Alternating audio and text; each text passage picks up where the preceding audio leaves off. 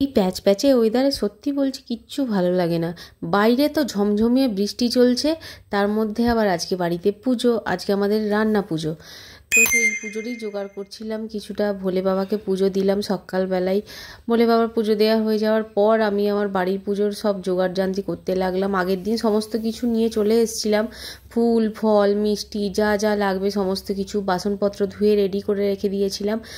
অনেক ভোরবেলা আজকে উঠেছি। আজকে ঘুম থেকে উঠেছিলাম প্রায় 5টা 10 তখন বাজে। তখন হঠাৎ করে আমার ঘুমটা ভেঙে গিয়েছিল, তারপর থেকেই এইসব অ্যারেঞ্জমেন্ট করতে শুরু করে দিয়েছি।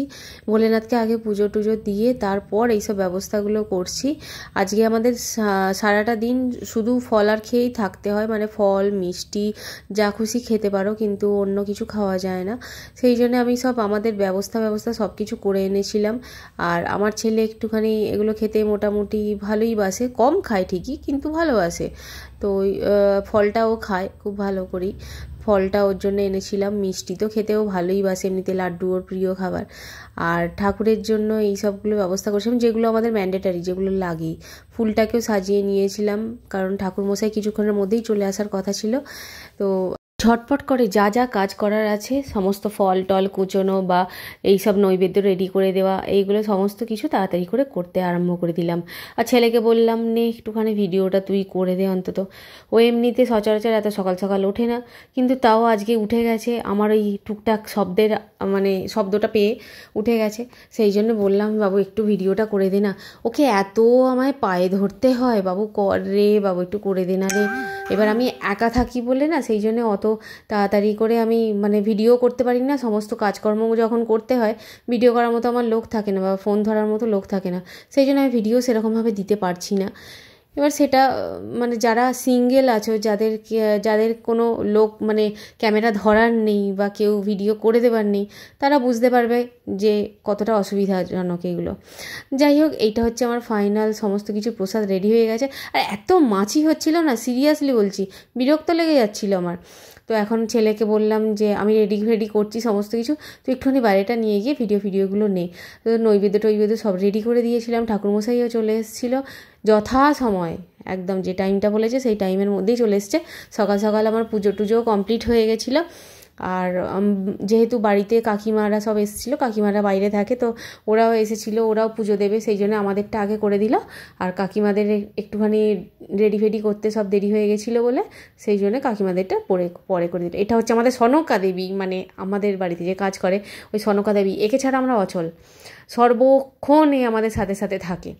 আর এই ঠাকুর পুজো করতে বসে গেছে ঠাকুরমশাই।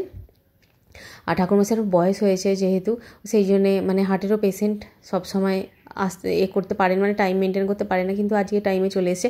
আর আমি এদিকে প্রচুর দৌড়াদৌড়ি করছি, প্রচণ্ড পরিমাণে দৌড়াদৌড়ি করছি, কারণ কি এটা এনে দাও সেটা এনে দাও, অনেক কিছু, মানে পুজোর এরকম উপাচার আরও অনেক কিছু বাকি থাকে, যেগুলো আমাদের সব জানা সম্ভব হয়ে ওঠে না, সেগুলো ঠাকুরমশাই বলে দেয়, আমরা সেগুলো করতে থাকি। আর এই কাকিমা এখন এখানে দাঁড়িয়ে আছে, কাকিমা দাঁড়িয়ে দেখছি যে কখন এখানে পুজো কমপ্লিট হবে, তবে ওদের ওখানে যাবে।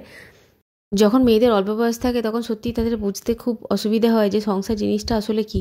খুব কম মেয়েই থাকে যারা প্রথমে বিয়ে করে ঢুকেই আগে সংসার সম্বন্ধে তাদের আইডিয়াটা হয়ে যায়। আজকে আমার বিয়ের 18 বছর হয়ে গেছে। এবার আমি এখন মানে এই সংসারের দায়িত্ব ভালোভাবেই বুঝে গেছি, ভালোভাবে না হলেও মোটামুটি বুঝে গেছি। এবার আমি এখন বুঝতে পারছি যে সংসার চালানো বা সংসারের সমস্ত দায়িত্ব সামলানো কতটা চাপের ব্যাপার। শেষ হওয়ার সাথে সাথেই আমি ছেলেকে নিয়ে বেরিয়ে গেছিলাম, কারণ কি ওর জন্মদিনের একটু কেনাকাটা বাকি ছিল, যেহেতু আগামীকালই ওর জন্মদিন, সেই জন্য বেরিয়েছিলাম। তো ছেলে বললো যে মা আমার তেল ট্যাঙ্কটা ফুল করে দাও। সেই জন্য ও তেল ট্যাঙ্কটা বাধ্য হয়ে ফুল করে দিলাম, বাধ্য হয়ে নয়, ভালোবেসে, কারণ ও সেরকমভাবে কোনো কিছু জিনিস চায় না। এটা আমার সত্যি গর্ব বলতে পারি বা আমার ভাগ্য বলতে পারি যে ছেলে আমার সেরকম হয়নি, যারা মানে আমি জানি না আর কার ছেলে কী রকম, কিন্তু আমার ছেলে আমার কাছে খুব একটা বেশি বায়না করে না। হ্যাঁ, ও আবদার করে, এবার আমার যদি পসিবল হয় তবেই ও বলে যে ঠিক আছে তুমি তাহলে সেটা দাও, যদি পসিবল না হয় ও কোনো দিনও সেই জিনিসের জন্য বায়না করে না। এটা আমার ভাগ্য বলতে পারেন। এবার ওর তেল ট্রাঙ্কটা আমি ফুল করে দিলাম। এখন মানে ওর তেল ট্রাঙ্কটা ফুল থাকেই, মানে অলমোস্ট ফুল থাকে অল টাইমই, কারণ ওর বাবা যখনই আসে না কেন ওর তেলের ট্রাঙ্ক, গাড়ির কন্ডিশান সমস্ত কিছু একদম ঠিকঠাক করে দিয়ে তবে ওর বাবা চলে যায়। এবারে গাড়িটা সার্ভিস অনেক দিনই করানো হয়নি, যাই হোক ও তেল ট্রাঙ্কটা আমি ফুল করে দিয়েছি। এরপর আমরা চলে যাব একদম তারকেশ্বরের উদ্দেশ্যে, কারণ কি ওর জিনিসপত্র সব কেনাকাটা করতে হবে। তো জিনিসপত্রের দোকানে গিয়ে ওখানে ওর যা যা দরকার জন্মদিনের সমস্ত কিছু কিনে নিয়েছি, থালা, গ্লাস, বাটি, আদার্স আর যেসব সামগ্রীগুলো ওর দরকার সমস্ত কিছুই কিনে নিয়েছি। আর এত রোদ ছিল, মারাত্মক পরিমাণে কষ্ট হয়েছিল। আর ওর পছন্দ হচ্ছে ওই ক্রাউনটা ওর পছন্দ ছিল বলে ওকে ক্রাউনটাও কিনে দিয়েছিলাম। ওর খুব মজা হয়েছে, প্রচণ্ড মজা হয়েছে। আর ওর মুখে হাসিটা দেখতে আমাদের খুব ভালো লাগে, আমার ওর বাবার দুজনেরই। যেহেতু সেদিন আমাদের রান্না পুজো ছিল, তো সন্ধ্যেবেলা পুজো টুজো সেরে আমিও চলে এলাম রান্নার এদিকে। আমাদের রান্না পুজোটা একটুখানি আলাদা, এখানে শুধু মাছ আর পোস্তর খেলা হয়। যাই হোক, আজকের ভিডিওটা এই পর্যন্তই, দেখা হবে নেক্সট কোনো ভিডিওতে। তো আজকের মতো টাটা।